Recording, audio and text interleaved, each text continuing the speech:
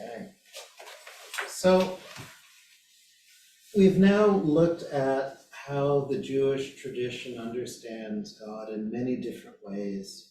We've looked at it through different lenses. There's, biblical and Hasidic and Mishnaic and modern and all the different ways of looking at it. And none of them really agree. And all of them are sort of like, getting closer to a concept that's ever changing. So what we want to do this week is sort of bring it back a little bit and look at how certain characters in our tradition have encountered God and ask ourselves, how do we encounter God? When do we hear God's voice, so to speak? And so there's a couple of primary texts that we can look at, which I can hand out, which would make it more easy for you. Yeah, I can do that.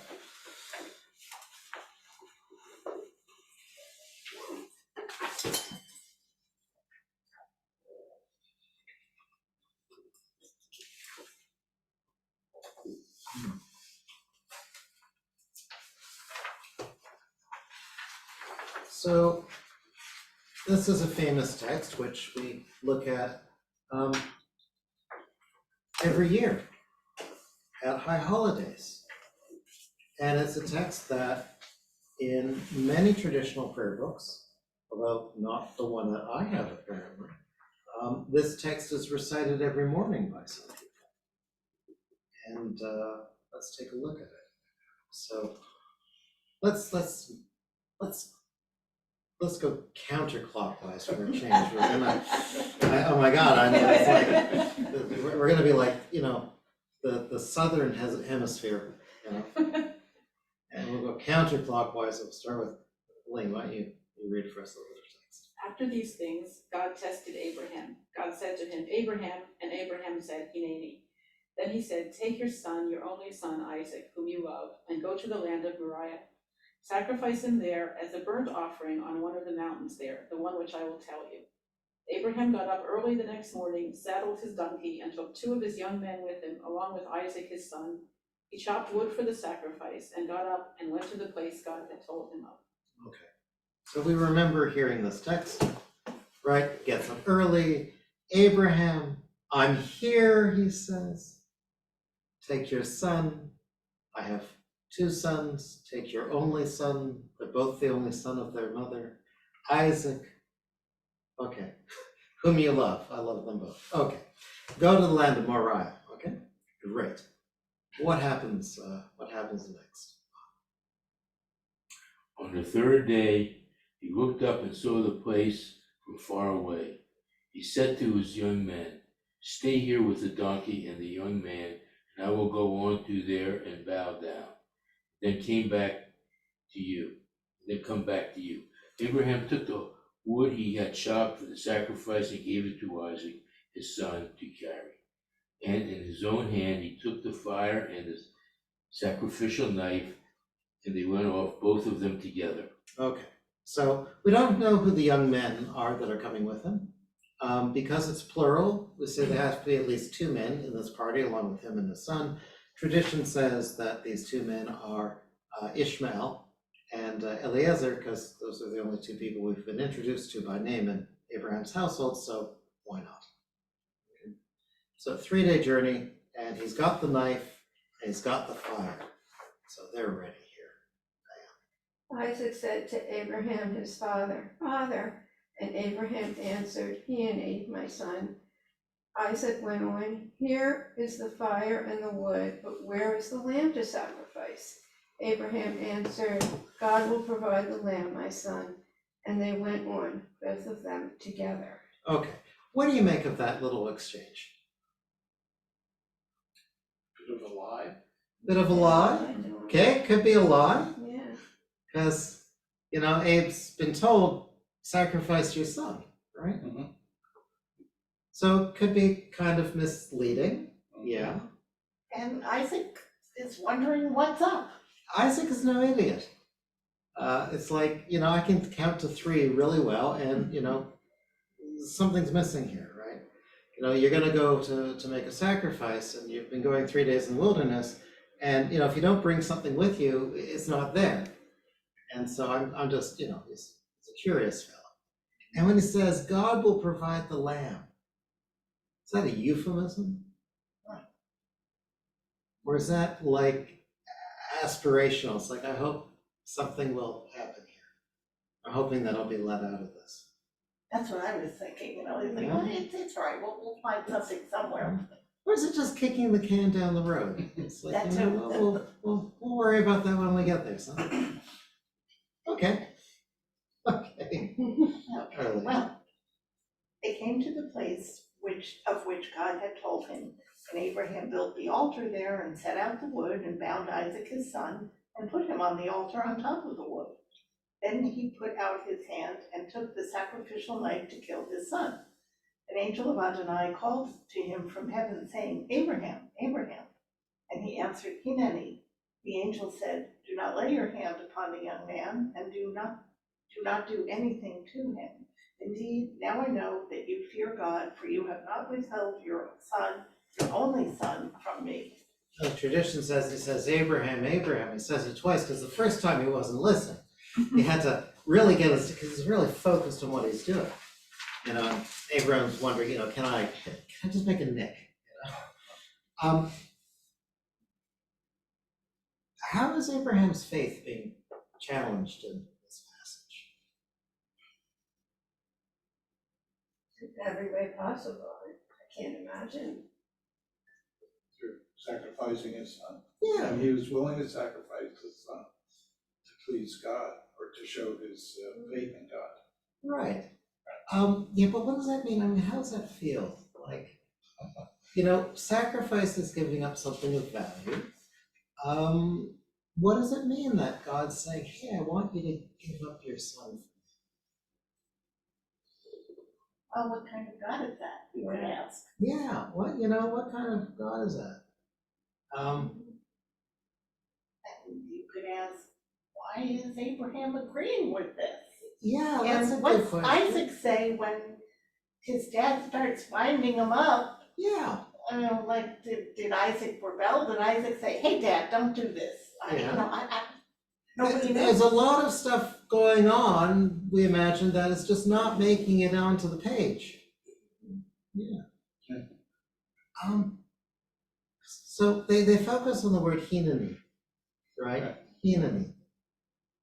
Here I am, right? What does he mean when he says hineni? Here I am. I'm willing to do what you want, that's what I want, or. But he says that to his son too. Here I'm fully present. This is me. This is me. Right? I see every story in the Torah as trying to teach us a lesson. Uh-huh. And what lesson do we learn from this? Well, what we're required to as Jews, at least the men, go to services 3 times a day, including Shabbos, and observe Shabbos. Yeah. And if we complain about that, and we say, well, look what Abraham was willing to do to sacrifice his son. Oh. And all we're asked to do is attend services 3 times a day. Uh-huh. That's nothing compared to sacrificing your son. Yeah. There's a lot going wrong in this here. I mean, God's speaking to Abraham, and God's giving conflicting messages, right? On the one hand, God is saying, sacrifice your son. On the other hand, God is saying, whoa, okay, thank you for going through that. Is it really God talking to him at the end, or is it like God's, or is it like his conscience? He's just giving it, having second thoughts. That's what I would think. But where did the lamb come from? Well, he finds a ram. And the next thing they find a Right, then ram. he finds the Yeah, ram. finds a ram. And it's interesting here that in the Hebrew, Vayhi acharei hadavrim ha'elef, ha Elohim, Elohim nisa. Elohim is the one who is challenging him.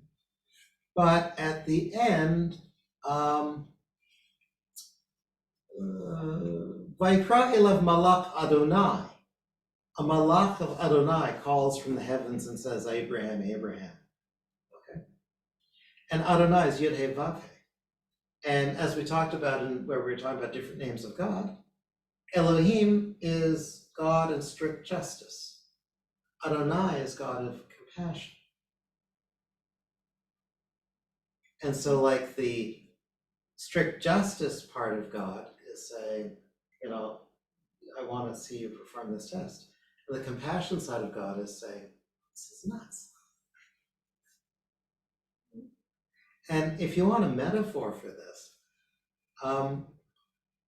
if you have young children and you're pursuing, okay, how many of you have children? Okay, how many of you had children before you were quite finished your schooling and your professional development? Okay, so you had to make a choice. It's like, now we're going to uproot the family so I can get my degree, right? In a way, you're kind of sacrificing your children on the altar of your success. And no, I mean, seriously, it's like my kids have to keep giving up their friends. It's terrible, right? And then on the other hand, it's like, no, can't do that. So this is a way of God talking, right? Sometimes God talks from the heavens. Okay. Yeah. I've always thought this piece, I mean, on the one hand, you know, it's like literally what it's saying, but it's also, it's kind of talking to Isaac, and God is kind of talking to Isaac. I mean, Sure. this is like the first time God has ever shown himself to Isaac. I don't know whether, and from Isaac's point of view, his dad is like, you know, very dangerous, and God is saving him. So I mean, I suppose this would be a way for him to be binding Isaac more closely to God. Right. Because Isaac's impression of God is something that will come to his rescue. Yeah. That's good. I may not have seen that before. I mean, there aren't any stories. There's really very little about Isaac in the Torah in general. Isaac doesn't really talk to God that much. Yeah. Isaac's wife And talks no to God. wonder. Yeah, I mean, Isaac doesn't do much. It's kind of a placeholder between Jacob and Abraham. After this, wouldn't you think there would be a certain amount of PTSD? Well, you know, immediately after this, Isaac and Abraham never have another conversation that's recorded. Abraham and Sarah never have another conversation that's recorded. Oh, I'm sure they had one. She dies. So one could assume, one could, you know, presume that there was a lot of fallout from this. It's it's there. Interestingly, everything that Isaac values in his children is what Ishmael is like. Ishmael is like, you know, the mighty guy and running around and active. And when he looks at his kids, Jacob and Esau, it's Esau he loves, right? And there is also a larger notion of, if we're looking at the text dispassionately and parking all of our assumptions going in and just look at what the text says, it's very clear. Abraham loves Ishmael. Abraham isn't that attached to Isaac. Because,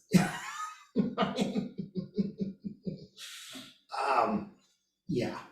But I think someone wrote an article or a book using Sarah's perspective of the story. And I think Sarah was pretty angry at Abraham because when she heard about what had happened, even though her son wasn't sacrificed, she still wasn't too happy with Abraham. Yeah, I don't think you have to be that creative a writer to come up with that, but I'm sure the person who wrote it was an amazing writer. But yeah, I think that's plausible. It's, you know, guess what, dear? I didn't blow up the house today. Well, you know, it's like my friend who quit his job and went to a new job and didn't actually ask his wife's permission first. And although it all worked out in the end, boy, was she angry. Don't do that. Okay, let's look at another opportunity of God talking to our ancestors. No, yeah, great for us. Moses looked after the flock of Jethro, his father-in-law, who was the priest of Midian. He led the flock out into the desert and came to Horeb, the mountain of God. An angel of Adonai appeared to Moses in a flame of fire in a bush. Moses looked, and behold, the bush was all afire, but it was not being consumed. Moses said, I will turn from what I was doing and look at this great sight. Why is the bush not burning up? Okay, this is the most bizarre image I can think of. Like, it's a burning bush that isn't burning up. It's weird. Well, it got his attention because he looked at Yeah, it. I mean, but it's weird, right? It's like, of all the things to appear in, why a burning bush? I mean, it's like a snack. It's a snack. But he has to take a look. Why is this not burning up? Longer you look, if you just wait long enough, it'll burn up, Moses. But keep looking. So what happens? Adonai saw that Moses had turned to see, and God called to him out of the bush, saying, Moses, Moses, and Moses answered, Hineni. Okay, parallels going on here. Your name twice, Yeah, and Hineni. Okay? And okay. And the miracle here is that Moses turned to see. Like the bush was always there burning. No one else ever noticed it. Nobody else cared. Oh, that's interesting. You know, but Moses notices this. The break in the matrix. It's like, okay, so what's going on here? Okay. God said, do not come any closer. Take your shoes off your feet, because the place you are standing on is holy ground. Then God said, I am the God of your ancestors, the God of Abraham, the God of Isaac, and the God of Jacob. And Moses hid his face because he was afraid to look upon God. And Adonai said, I have truly seen the suffering of my people who are in Egypt. I have heard them cry out because of their oppressors, for I know their pain. I will come down to save them from the hand of Egypt, and bring them up from the land into a land which is good and broad, a land flowing with milk and honey, the land of the Canaanites and the Hittites, the Amorites and the Perizzites, the Hivites and the Jebusites. Now behold, the cry of the children of Israel has come to me, and I have seen the tyranny with which the Egyptians tyrannize them. So now come, I will send you to Pharaoh, so you can bring out my people, the children of Israel, from Egypt. So what's remarkable about this speech? It's a really talkative bush. Okay, introduce myself. I'm the Lord of your ancestors, Abraham, Isaac, and Jacob. I've seen what's going on. It's been going on for 400 years, but hey, I'm seeing it now. And we're going to send you to Pharaoh. You can bring my people out from Egypt. Interesting. Go ahead.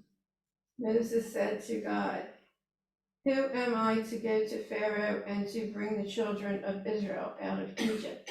And God said, I will surely be with you. This is the sign for you that I have sent you. When you bring the people out of Egypt, you shall serve God on this very mountain. Okay. So how is Moses' faith being challenged in this passage? oh, he doesn't feel he's the right person, or he doesn't have confidence in himself to go do what Right. God's asking. Right. You want me? What? Who? Right. And if he doesn't have faith in himself to do it, does he have faith in God to get the job done either? Not in the beginning. Yeah, well, I mean, God, what have you done for me lately? Right? It could be. So what does Moses mean when he says Hineni? Hineni, here I am. What does that mean?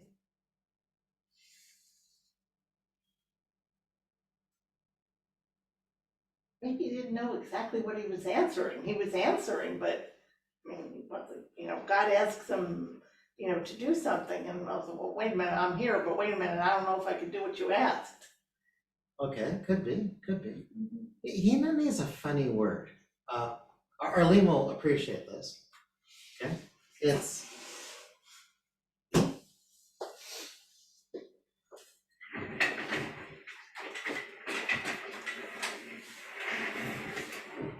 it's two words.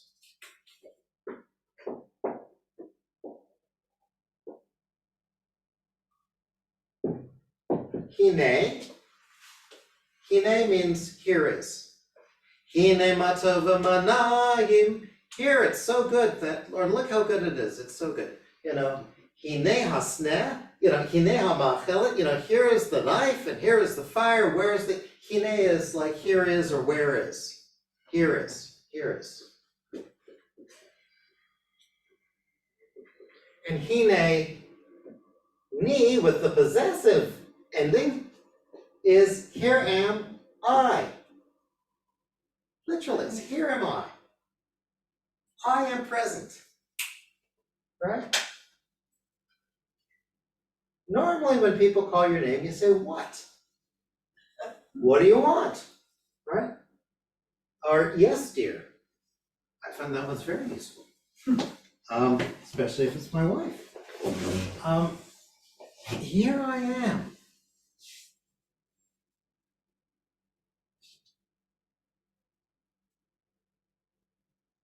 And you can imagine, like Moses is in front of this bush. And the least thing he's expecting in the world is it to start talking to him. What's your reaction when you're looking at a burning piece of lumber and suddenly it talks to you? What would your reaction be? I'm going crazy. It'd be like, right? It'd be like, you're startled. It's like when someone's in the room and you didn't know they were there. It's like, or the door opens. It's like, here I am. Whoa. Okay.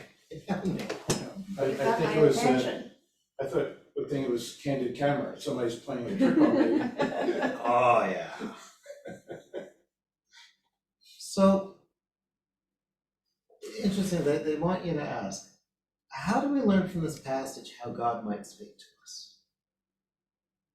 Not literally talking on the bush, but as sort of a meta more. In ways that we can't imagine, and in times that we don't expect it. Yeah. He's always testing us. Yeah. This is what I want you to do. Let's see what you're going to do. Will I do it? So it's kind of startling. Startling, yeah. I think that sometimes we find God in the most unusual of circumstances. Don't look for God in the synagogue. I mean, you could find God, in the Torah service. But you're as likely to find God in a blade of grass that's just sitting the wrong way. It's those startling little bits of unexpected. It's very Musar-like. Yeah. I'll take that as a compliment. It's yeah. I mean, it's it's in those strange little moments, when you have these realizations that oh my goodness, it's not just eyeballs. It's this realization. Okay, so he's startled. Let's look at another encounter with God. Another possibility here is nobody ever asked what kind of bush this is. Yeah. So some smoke is coming up and he's breathing it. Ah, there we go. There we go. What kind of bush were you smoking? That's interesting. Okay. So, here we have from the book of Samuel. Okay. Dear Samuel served Adonai in Eli's the priest's presence. Adonai's word was rare in those days, and visions were not widespread. One day, Eli was lying down in his place. His eyes had begun to dim, he could not see well. The lamp of God had not yet gone out, and Samuel was lying in Adonai's temple where the ark was.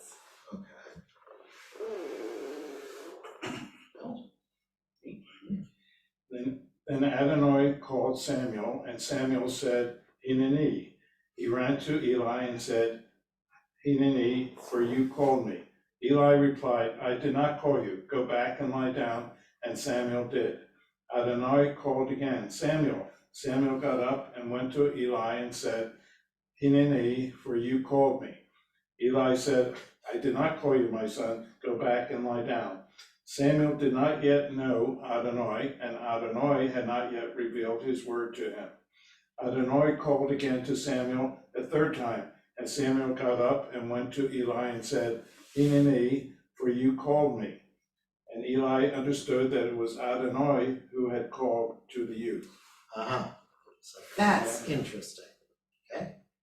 First of all, it's becoming clear that when you hear your name called out of nowhere, you say Hineni, okay? Second is, look to practical reasons first, right? So Samuel realized it's either this kid is hallucinating, or sleepwalking, or maybe something else is going on here. So what does Eli say to Samuel? Eli said to Samuel, go and lie down, and if he calls you, say, speak, Adonai, for your servant is listening. Then Samuel went and lay down in his place. Then Adonai came and stood and called, as he had done before, Samuel, Samuel. And Samuel said, speak, Adonai, for your servant is listening. Okay, he's not saying Hineni this time, he's saying speak, I'm listening. Okay, good. Okay. Then Adonai said, behold, I am going to do something in Israel which will make both ears of anyone who hears it ring.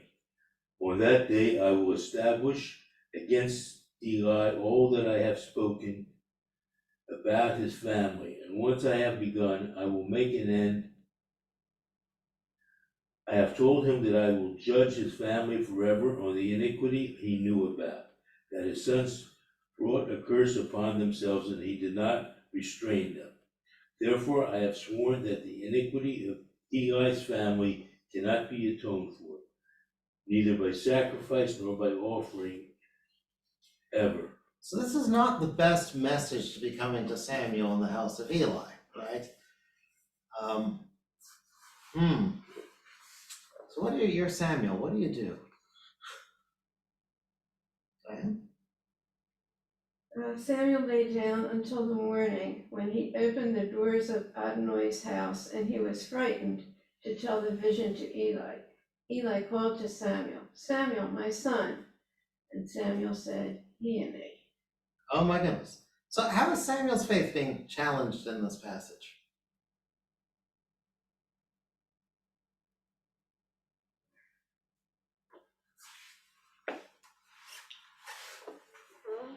So Samuel's the servant of Eli, right? And we know Samuel also from High Holidays because his mother is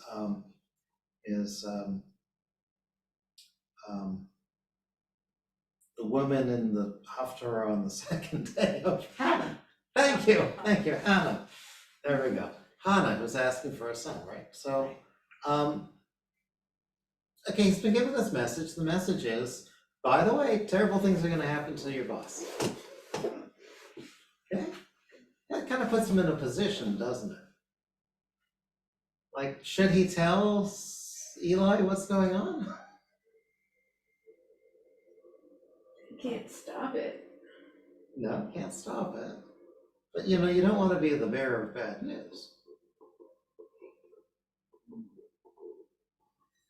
So if we're looking at this as ways that God speaks to us, so you know, the way that God's speaking to Abraham at Mount Moriah, or before Mount Moriah, is sort of instinct or insight.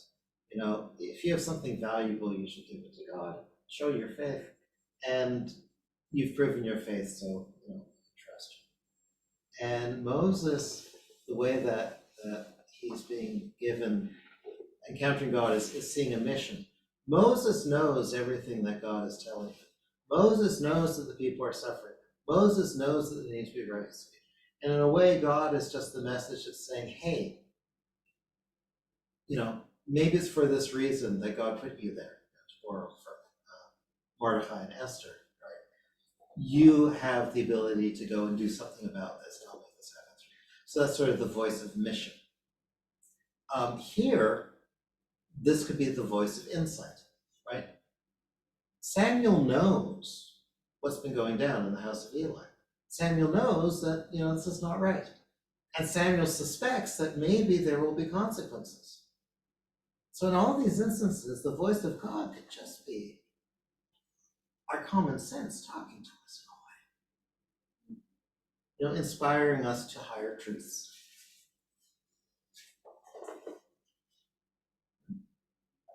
Also, God might speak to us in a dream. Sure, that works. I've never heard the voice of God speaking in language. If I did, that would be, I saw an ad for a movie. It's called The Pope's Exorcist. And he says 98% of the time he's called for an exorcism, he sends them to a psychiatrist. Okay? But the other 2%, that's evil. So, if voices are talking to you, we have a term for that. And we have a place where you can be restrained. Okay. All these Hinanese. Oh, here's one of our favorite ones. Okay. Okay, he came to a cave there where he spent the night, and behold, the word of Adonai came to him, saying to him, "What are you doing here, Elijah?" And Elijah answered, "I have been zealous, truly zealous for Adonai of hosts, for the children of Israel have abandoned your covenant. They have destroyed your altars, and your prophets they have killed by the sword. I am the only one left, and now they seek my life so they can take it away." Okay. Now to give context, this is Elijah. Elijah had run into a lot of difficulty with Ahab, and Elijah has basically despaired of the future of the people of Israel. It's fine, just let them be wiped out. And he's run 40 days through the wilderness to the mountain, and he's just ready to let them all just be killed. Like he's done with them, right? I've been zealous. I've been true for God. Nobody else is following you, God. They've they've destroyed your altars, the prophets they've killed by the sword. I'm the only one left, and now they seek to kill me. Take it away. Right? He's at a low point, right? So what does he say? Next. Yeah. He said, "Go out and stand on the mountain before Adonai. Behold, Adonai went by, and a huge strong wind broke the mountains to pieces and shattered the rocks before Adonai. But Adonai was not in the wind. After the wind came an earthquake, but Adonai was not in the earthquake. After the wind came a fire, but Adonai was not in the fire.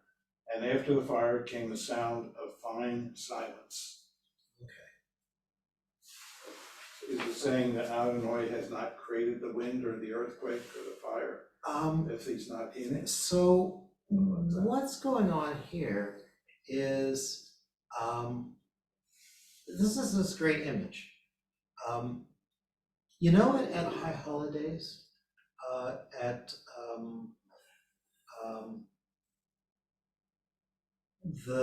just before the Kedusha, you've got Binatan Tokef, as we're appearing before God, and the angels are trembling and everything, and it says, "And a still small voice is heard." So this is the image here. Like God, the earthquake goes by, but that's not the sound of God. The wind goes, that's not the sound of God. The fires go by, and that's not the sound of God. But then there's a still small voice, and that's God's presence. God is speaking from that still silence to Elijah. So he's recognizing the presence of God, not in the big spectacular stuff, not in the fireworks, not in the MGM, musical. He's finding it in the in the silence after the storm. That stillness, that clarity. When Elijah heard, he wrapped his face in his robe and went out and stood at the entrance to the cave. And a voice came to him which said, "What are you doing here, Elijah?" And Elijah answered, "I have been zealous, truly zealous, for Adonai of hosts, for the children of Israel have abandoned your covenant. They have destroyed your altars, and your prophets they have killed by the sword. I am the only one left, and now they seek my life so they can take it away." Okay. What's the problem with Elijah? What is the job of a prophet? To tell people what they don't want to hear. Yes, Predict the future too. isn't it? sure. And to lead the people. Be hated for doing it, but lead the people, and to intervene with God for the people and intervene with the people for God and to keep them all together. And what's the problem with Elijah is he's 40 days away from the people. He's run away from his job. He's abandoned them. Like Jonah. Yeah, he's abandoned them. That's his problem. He's not doing his job. So somebody has to get his attention with fire and noise and Right, quiet right, right. afterwards. Right, but it's the silence that gets his attention, right? So what does Adonai have to say to this person? Because he's just complaining, he's complaining about his job, right? So, And Adonai said to him, "Go back on your way to the desert of Damascus. When you get there, anoint Hazael to be king over Syria. Anoint Jehu the son of Nimshi to be king over Israel. Anoint Elisha the son of Shaphat of Evel Meholah to be a prophet instead of you. Those who escape from the sword of Hazael will be killed by Jehu, and those who escape the sword of Jehu will be killed by Elisha. I have left 7,000 people in Israel, all the knees which have not bowed to Baal, and all the mouths which have not kissed him." okay, let's take this apart. So he's coming out of a war situation where Israel and Judah and Syria are at war. And look, go there and anoint Hazael to be king over Syria. And anoint Jehu to be king over Israel, and Elisha to be over Shaphat. And those who escape from Hazael, they'll be killed by Jehu. And those who escape from Jehu will be killed by Elisha. But at the end of that, there will be 7,000 left, and they will be there. And it's interesting that Elisha's going to be the prophet, and he's going to kill them. It's interesting, it says this. And by the way, you're going to be replaced by Elisha. Okay. So how does he interpret that? Because that's also not a very good message. So what does Elijah do? Elijah left and found Elisha the son of Shaphat, who was plowing with 12 yoke of oxen, walking along with the 12th. Elijah passed by him and threw his robe over him. Elisha left the cattle and ran after Elijah, saying, "Let me kiss my father and my mother, and I will come after you." Elijah replied, "Go back, for what have I done to you?" And he went away from him and took a yoke of oxen and butchered them, and boiled their flesh using the yoke. When he gave the meat to the people, and they ate it. After that he got up and went to Elijah and served him. Okay. So this is what Elisha does. Elisha says, "Let me go and kiss my father and mother that I may come after you." So Elijah says, go back, for what have I done to you? What have I done to you? I'm making you into a prophet. This is a terrible thing to be. And I'm taking you away from your parents, so certainly you should say goodbye. So he takes the yoke of oxen, the oxen that he was using for plowing his field, and he slaughters them. And he takes the yoke and he uses that to light the fire under the pots. And then he feeds everyone. and then he's going on his way. And why? You're gonna have to read the whole book to figure out. But the symbolism here is he's giving up his agricultural life and he's moving on to a different kind of life. Right? But how is Elijah's faith being challenged? And what's the significance of his conversation with Elisha? So, well, how is Elijah being challenged?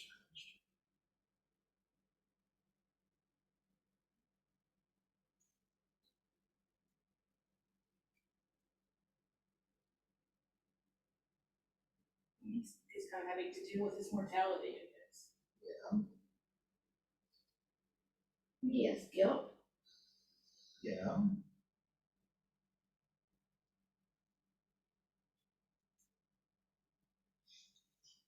So, what is Elisha doing for the people that are around him?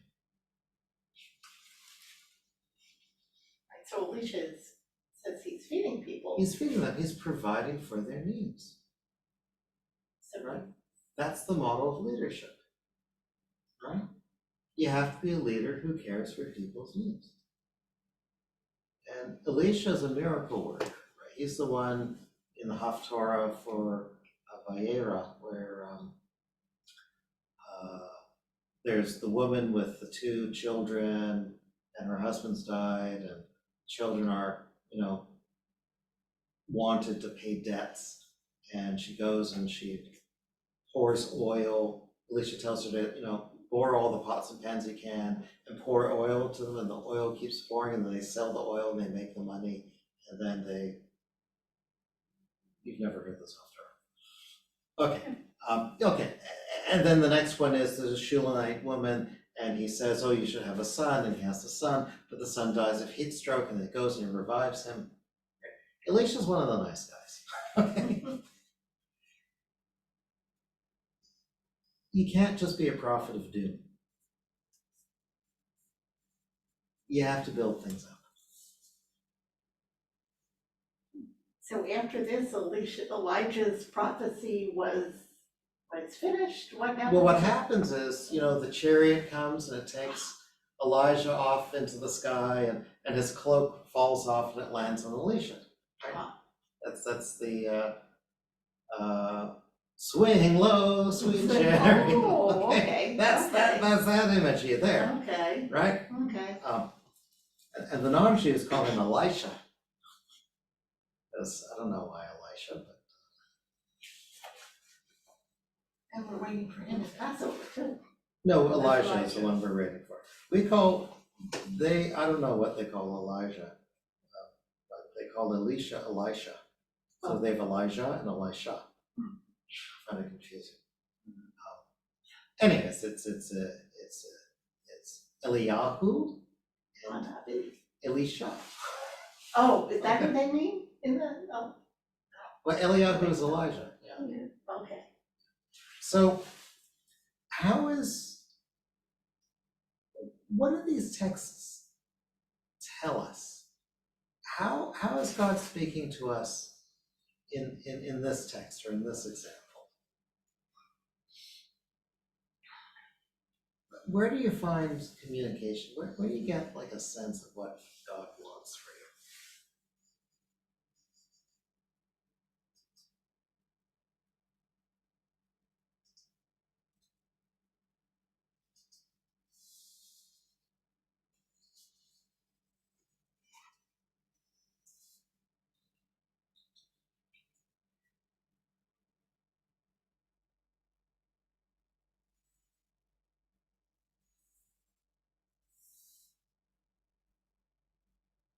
Well, yeah. Well, I mean, in this piece, the communication with Elijah is very, very literal. Mhm. And Elijah is taking literally the instructions he's Right. being given, Yeah. but maybe he's not thinking he's got all these powers. He could also be, his conscience should be telling him to do Yeah. something greater. Yeah. Where Elisha is being told literally, okay, this is what you're gonna do, but he figures out, okay, Right. we're gonna Yeah. be nice to people also. I think that these 4 stories are models of ways that we counter the divide. And so there's, sometimes it's like you have to lay your soul bare, right? And sort of reduce yourself to your raw essence. That's what's happening with Elisha. Like, he's been scoured by the earthquake and the wind and the flame until he's just breathless. And sometimes you have to really examine yourself, really, peel back the layers to figure out, who am I really do a deep dive on who you are. You might find God's message. Sometimes you're going to find God's message in the dreams. Sometimes you're going to find God's message out in the field or, in something that, wait a minute, there's a miracle going on right here. Or sometimes you might find it in, a sense of destiny or purpose, like, oh, this is what I'm supposed to do. These are all different ways, I think, that God speaks to us. I guess it's a sense of having some sort of higher purpose outside yourself.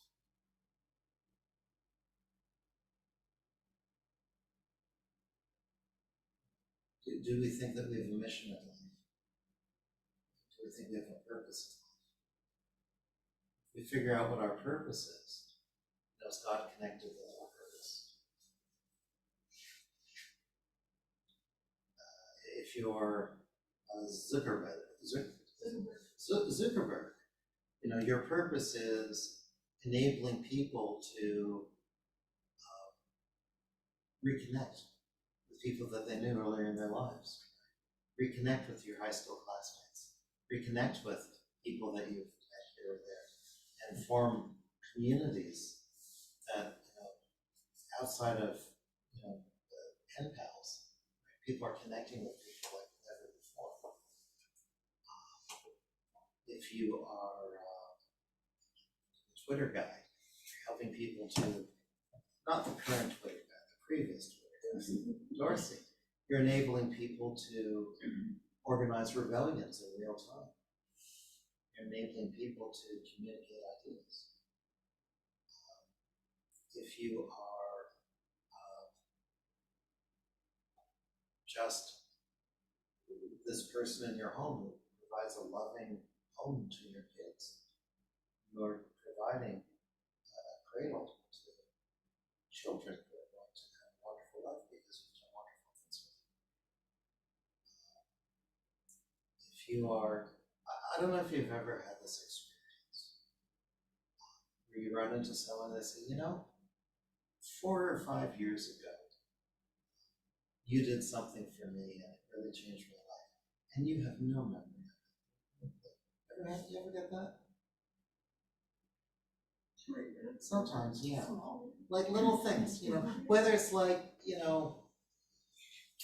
I always give people rides home. I always ask if someone needs a ride home, because I remember once you asked if I needed a ride home, and you took me home, and it was in Transcona, and we lived in Tuxedo, and it was like totally out of your way.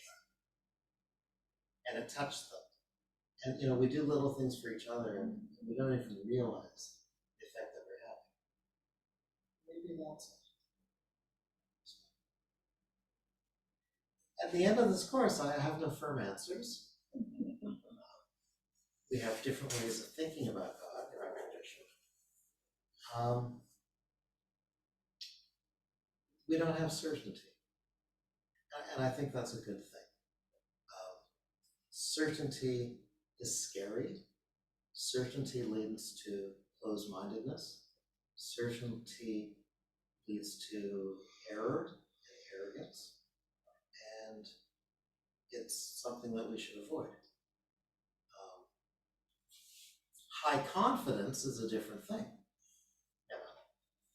It's like the State Department and the other departments, we have high confidence that COVID began in a wet market and low confidence that it began in a lab. It's possible. Both are possibilities, but one we have high confidence, one we have low confidence. But none of them are saying they're certain.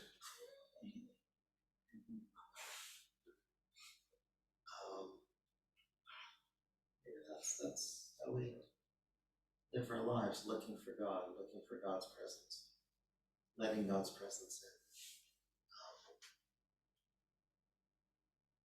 God is there whether we want God to be there or not.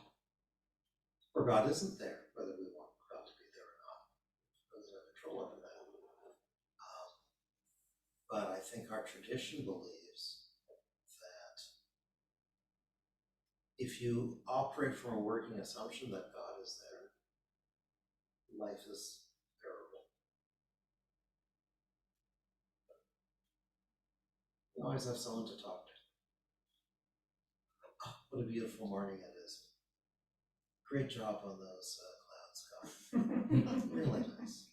The colors, nice grouping, very nice.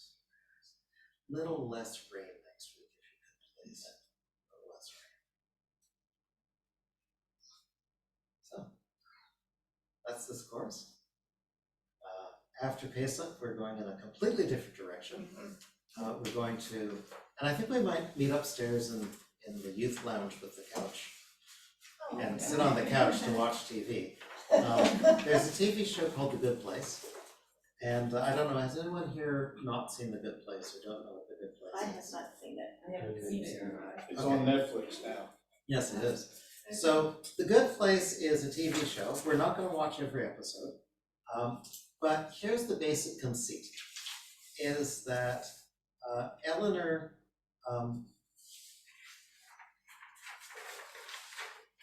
she's got a weird last name, Joelstrap or something like that. Eleanor has woken up and she's in heaven, she's died, and she's in the good place. And the good place is a neighborhood where you get to, live out the afterlife nicely. Except for one thing. Eleanor was a terrible person. She's there by mistake. And she's afraid that the architect, the mayor of the good place neighborhood, is going to find out and she'll be sent to the bad place. And whatever she knows, the bad place has to be bad. So she needs to learn how to fit in with all these good people. And luckily, she has been paired with a soulmate, and her soulmate is a professor of moral philosophy. And so she's like, okay, you gotta teach me to be good. So the show is about Eleanor's arc from self-absorbed idiot to decent human being via philosophy. But the philosophy is, you never think that, Wittgenstein and all these other people could be funny, but they are. And it's a hilarious show that teaches moral philosophy. And a lot of it has Jewish parallels. So we're gonna watch an episode each week and then discuss, the Jewish texts that illustrate that concept. It's a morality play. That's interesting. That's something we've never done in adult ed. That's because we're now adults. We can appreciate it more. Yes. We're old enough, right? Right. Mature enough. Well, thank you very much. Thank you. This was very good, thank you. All this starts up again in May, so watch your email box. Yes, I saw that. Good. So, in May, get a little 5 or 6. Take it. It's a liquid.